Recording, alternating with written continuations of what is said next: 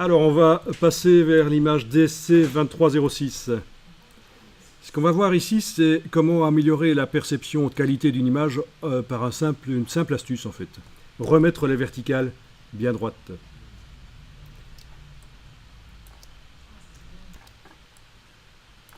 Ok. Euh, alors, dans la palette des calques, on double-clique sur le calque d'arrière-plan pour le déverrouiller. Et puis on va faire CTRL-T sur le PC, Command-T sur le Mac.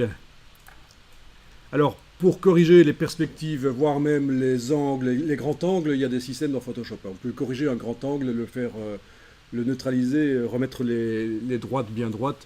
C'est un peu plus compliqué. Ici, c'est très rapide ce qu'on fait ici. Quand vous avez des fouillantes comme ça, une perspective vers le haut, et qu'elle n'est pas trop importante, ça peut être intéressant de remettre les verticales bien verticales dans la photo. Donc vous êtes allé chercher, vous avez double-cliqué sur le calque pour le déverrouiller, vous êtes allé chercher édition, transformation manuelle, et vous enfoncez maintenant la touche commande sur le Mac ou la touche contrôle sur le PC, et vous allez pouvoir bouger les poignées du dessus à gauche et dessus à droite pour remettre les choses un peu droites. Bon, il y a quand même de la courbure ici dans l'image, mais c'est quand même un peu mieux. Évidemment, on perd des informations qui sont difficiles, oui, ce serait difficile de faire autrement ici.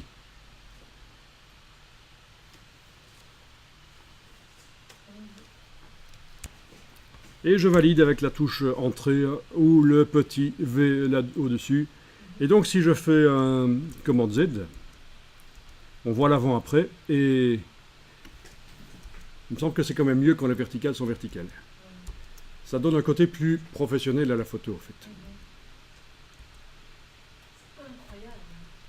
Alors ici, je vais mettre un calque de type...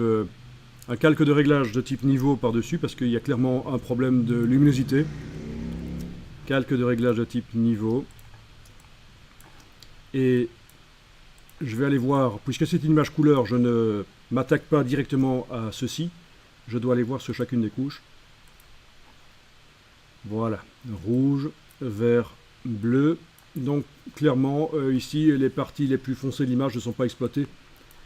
De l'image numérique, je veux dire les possibilités de l'image numérique. Donc je vais resserrer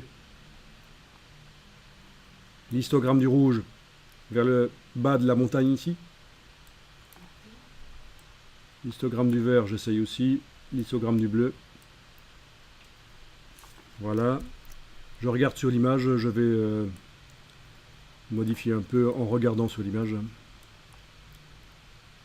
Pour essayer d'équilibrer, que ce ne soit pas trop rouge, vert ou bleu. Et en même temps, choisir l'ambiance colorée que je veux donner. Et voilà. Donc, correction rapide. Bon, bien sûr, les parties les plus foncées sont devenues très foncées, en fait, hein, suite à ça. Voilà. Donc j'ai le masque du réglage et je peux éventuellement au pinceau aller dessiner en gris pour faire réapparaître partiellement. Voilà, vous voyez? Au pinceau, en dessinant en gris, donc pinceau normal 100%, je dessine au pinceau normal en gris, et le réglage n'agit que partiellement à ce moment-là, aux endroits où je passe. Je vais faire la même chose ici sur cette partie-là qui contient du détail et on ne le voit plus. Est-ce que c'est important ou pas? Ben, à vous de voir. Voilà. Donc, on a une correction globale pour améliorer l'image et on peut éventuellement aller faire réapparaître un peu de détail dans les parties foncées.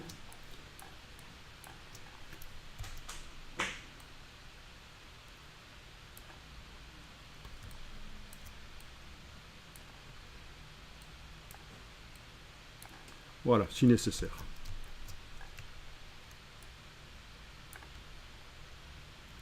D'accord.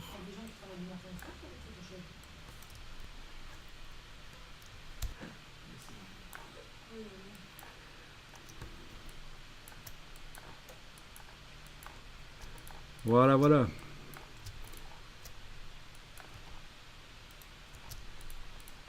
N'oubliez pas qu'on peut faire des droites avec clic, majuscule, clic, ça peut aider aussi pour ce genre de choses. Mais donc voilà. On peut récupérer un peu. Et encore, là, j'ai pas changé le type de grille avec lequel je dessine. Mais bon, c'est pas mal. Si j'enlève le masque, enfin si je désactive le masque avec la touche majuscule, vous allez tout de suite voir que le réglage niveau que j'avais fait, il faisait quand même des gros pâtés noirs. Voilà, à certains endroits. Est-ce que c'est bien ou pas de récupérer de la lumière dans les parties sombres? À vous de voir. Une photo très contrastée, ça peut être bien aussi.